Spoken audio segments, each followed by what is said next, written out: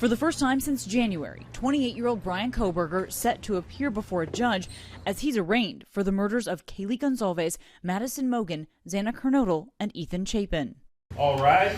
The former criminology PhD student, who had hoped to be quickly exonerated, is expected to plead not guilty to the gruesome Idaho killings after a grand jury indicted him last week. The victims' families now preparing to come face to face with him again in court.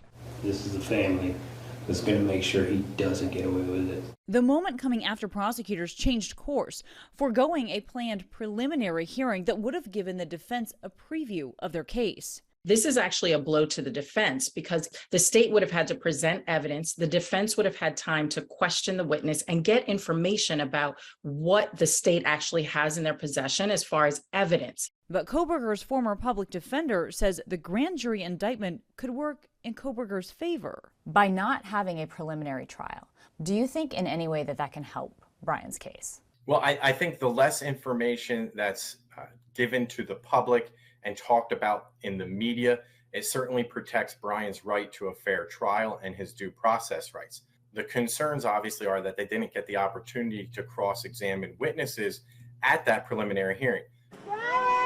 LaBar says the defense can now depose witnesses and use that testimony in trial. Meanwhile, prosecutors are mounting evidence, more than 20,000 pieces, including DNA, but haven't yet revealed a motive in what authorities have long called a targeted attack. And so far, prosecutors have not indicated whether or not they will pursue the death penalty if he's convicted. But in the meantime, Kohberger has been beefing up his legal team. He now has 3 capital punishment certified attorneys on board. Kana Whitworth, ABC News, Moscow.